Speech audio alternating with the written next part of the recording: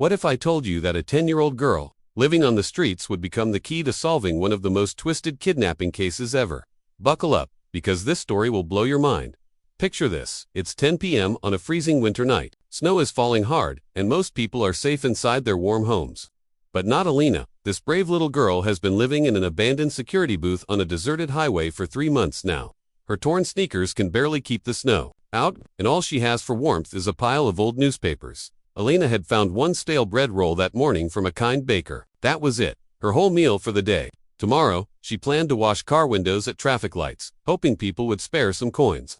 Sundays were always better for tips. As she curled up trying to ignore the bone-chilling cold, something impossible happened. She heard crying. Baby crying. Out there in the middle of nowhere, during a snowstorm. It had to be a dream, right? But the crying continued. Alina forced herself up and stepped into the storm. Snow reached her knees, but she followed that heartbreaking sound until she found a wicker basket under a tree. Inside were 2 identical babies, crying and shivering in soaked blankets. Their little lips were turning blue from the cold.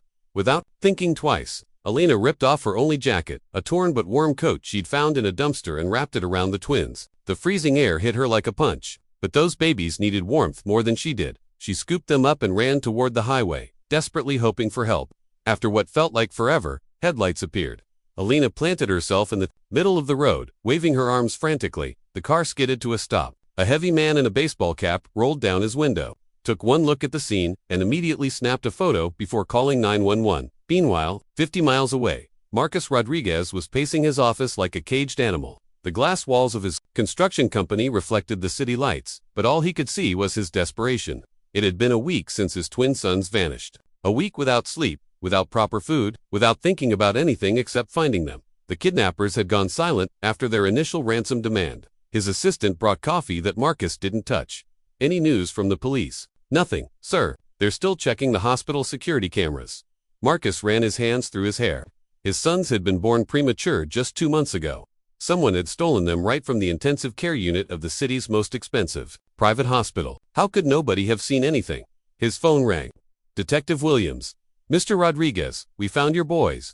Marcus nearly collapsed with relief. Where are they? Okay? Who had them?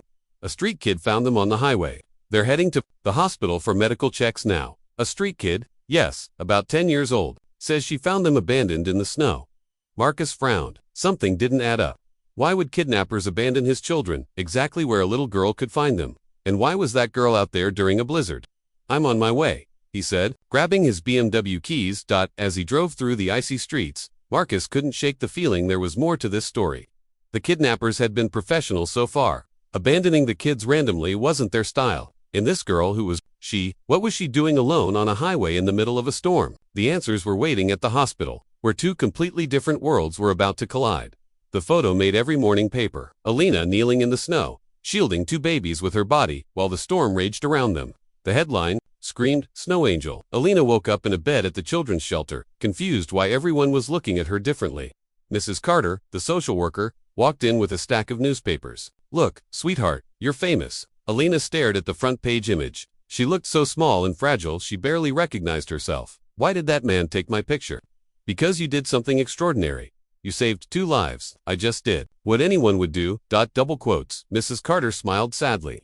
After 20 years working with abandoned children, she knew that wasn't true. Not everyone would sacrifice their only warm coat for strangers. The police want to ask you some questions. Nothing bad. They just need to understand how you found the babies. An hour later, Alina sat in a cold room facing 2 detectives. The man was tall and serious. The woman seemed kind but had hard eyes. "Tell us exactly what happened last night," Detective Morgan said. Alina repeated her story for the 5th time that morning. The detectives took notes, but their questions kept getting more specific. "Had you seen that basket before? Any strange people around lately? Did anyone pay you to be there that night?" Alina looked at them like they were crazy. "Who's gonna pay me? I live on the streets." The door burst open. Marcus Rodriguez stormed in like a hurricane, followed by a man in an expensive suit who was obviously his lawyer. "Where is she?" Marcus demanded, scanning the room until he spotted Alina. The girl shrank in her chair. This man was different from anyone she'd ever met. His suit cost more than everything she'd seen in her entire life. His shoes gleamed, his watch looked heavy and expensive. Even the way he walked screamed money and power. "Mr. Rodriguez," Detective Morgan stood up. "We told you to wait in the hallway. I want to talk to her." "You have that right," the lawyer intervened. "She found your children. Marcus sat across from Alina. Up close, she could see the dark circles under his eyes, the stubble, the desperation he'd been carrying for a week. "What's your name, Alina?" "Elena." "What, just Alina?" Marcus frowned. "A girl with no last name, no family. Where do you live?" "Different places." "With whom?" "Alone." The questions continued for half an hour. Alina answered in short words, getting more nervous by the minute. This man was studying her like she was a puzzle he couldn't solve. "Why were you on that specific highway?" "Because I sleep there every night. Have been for 3 months. And last night, my sons just happened to appear." Alina nodded, but something in Marcus's eyes told her he didn't completely believe her. Detective Morgan stepped in. "Mr. Rodriguez, the girl has answered all our questions. Right now, there's no evidence she was involved in the kidnapping." "Right now?" Marcus stood up. "My children disappear from the city's most secure hospital. The kidnappers vanish without demanding ransom, and this girl miraculously finds them in the middle of nowhere. Doesn't that seem convenient?" "I didn't do anything wrong," Alina exploded. "I saved them. If I hadn't been there, they'd be dead." "But why were you there? Who told you to go?" "Nobody told me anything. I lived there." Marcus studied her. She was so small, so thin. Her eyes had that hardness that only comes from street life. But there was also something else, something honest that confused him. His phone rang. "There's a reporter here.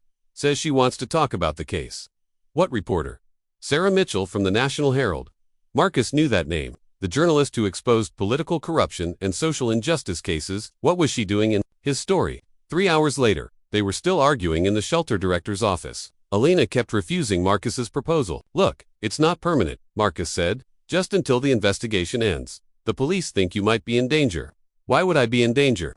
"Because the kidnappers are still out there," Detective Morgan explained. "And you witnessed something, maybe without realizing it." Mrs. Carter approached Alina. "Sweetheart, it's a good opportunity. A warm house, food, a clean bed. I don't need your charity," Alina muttered, but her stomach betrayed her with a loud growl. Marcus leaned forward. "It's not charity. It's safety. My children are alive because of you. It's the least I can do. And if I don't want to, then you'll have to stay here at the shelter until we solve the case." Alina looked around at the gray walls and crowded beds. At least on the streets, she had freedom. "Can I leave when I want?" Marcus hesitated. "Within reason, yes, fine, but only for the babies." An hour later, Alina stood before the biggest house she'd ever seen. Marcus's BMW stopped in front of an iron gate that opened automatically. The garden looked like a park with perfectly trimmed trees and fountains gleaming under lights. "My God," she whispered. "Never seen a house like this." Marcus asked, getting her luggage from the car. "Well, not exactly luggage. A plastic bag with 2 changes of donated clothes. I didn't know houses like this existed." The main door was carved wood with colored glass. Inside, Alina's jaw dropped. The ceiling was incredibly high, with a crystal chandelier that looked like a giant Christmas tree. The floor shone like a mirror. "Maria," Marcus called. "Come meet Alina." A woman around 50 appeared, wearing a white apron. She looked Alina up and down with unfriendly eyes. "This is the girl from the newspapers." "Yes, she'll be staying with us for a few days." Maria nodded coldly. "Which room?" "The guest room on the 2nd floor." "Does she need me to show her how to use the shower?" Alina felt her cheeks burn. This woman was looking at her like a wild animal. "I know how to bathe," she said through gritted teeth. Marcus put a hand on her shoulder. "Maria, prepare her something to eat. She must be hungry." The room Marcus assigned her was bigger than the entire booth where she'd lived. It had an enormous bed with embroidered blankets, a shiny wooden desk, and a private bathroom with a tub. "All this is for me. Of course, tomorrow we can go buy you new clothes." "I don't need new clothes." Alina hugged her torn jacket. It was the only thing that truly belonged to her. "It's okay like this." Marcus didn't insist. He'd already learned that pressuring this girl only made her more stubborn.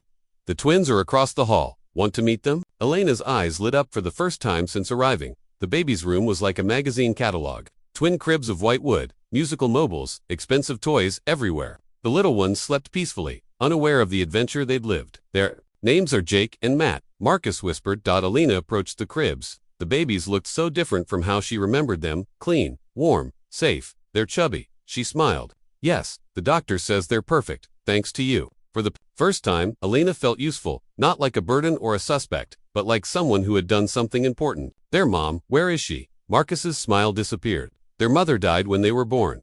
Birth complications." "Oh, I'm sorry.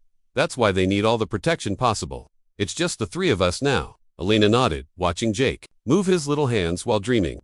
She wondered if she had ever slept so peacefully, so protected. Probably not, but maybe these babies would never know what it was like to be cold or hungry or scared, and that seemed right to her. 3 days later, Alina was sitting on the marble stairs, looking out the giant window at the garden, when When the doorbell rang 3 times, Maria opened with her usual unfriendly face.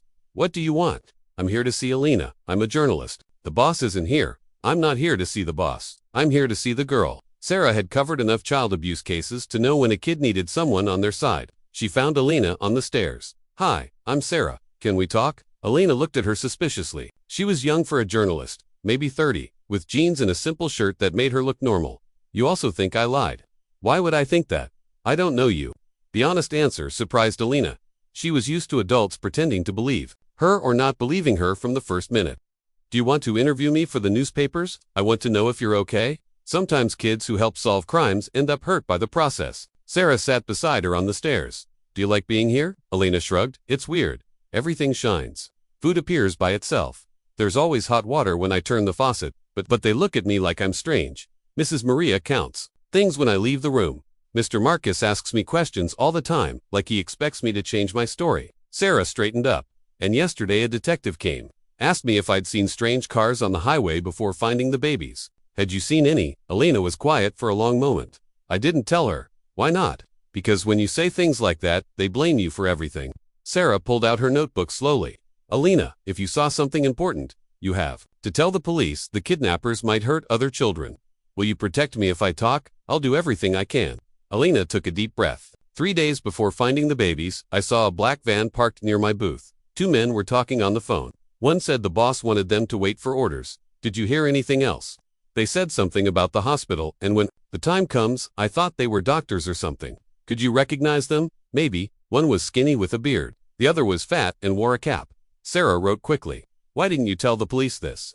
"Because then they'll say I was working with them. That's why I knew where to find the babies." Alina's survival logic was flawless. Sarah had seen enough cases where innocent witnesses became suspects. "Is there anything else?" "Yeah, the day after the rescue, I saw the same van drive past the house slowly, like they were looking for me. At that moment, Marcus arrived from work. His suit was wrinkled, and he looked like he hadn't slept in days." "What are you doing here?" he asked Sarah. "Talking to Alina. She has important information the police need to know." Marcus looked at Alina with a mix of hope and exasperation. "Now you're going to tell the complete truth." "I've always told the truth," Alina exploded. "You don't believe me because I'm poor and live on the streets." "Alina, .. double quotes Marcus started. "No, I'm tired. Yes, I saw the men who stole your children. I saw them 3 days before. They were talking on the phone about you and the hospital, but I didn't tell the police because I knew they'd blame me." Marcus was quiet for a long moment. "Could you describe them? One skinny with a beard, one fat with a cap, black van with plates, starting MXY. Didn't you tell me this before? Because you look at me like I'm a criminal, same as everyone else." Marcus sat heavily on the stairs next to them. For the first time since they met, he didn't look like the powerful man who intimidated Alina. He looked tired and scared. "You're right. I owe you an apology." Sarah closed her notebook. "Marcus, we need to call the police right now. And Alina needs 24-hour protection." "Do you think they'll come for me?" Alina asked, trying to sound brave but failing. Marcus looked at her and for the first time truly saw the 10-year-old girl she was, not the suspect he'd imagined. "I won't let anyone hurt you, I promise." Here's what happened next. ... The plan worked perfectly. The kidnappers were caught, and it turned out Marcus's own brother had orchestrated everything for money and company control. Alina's bravery not only saved the twins, but exposed a family betrayal that could have destroyed everything. Today, Alina lives with Marcus and the twins as a real family. She's in school, dreams of becoming a social worker to help other street kids, and has never again wondered where her next meal will come from. Sometimes the most unexpected heroes come from the most unlikely places. Alina proved that courage isn't about being fearless. It's about doing what's right, even when you're terrified. If this incredible true story touched your heart, smash that like button and share it with someone who needs to believe in happy endings. Your support helps us bring more inspiring stories like this one. Want more amazing tales of hope and courage? Hit subscribe and never miss another adventure that proves miracles really do happen.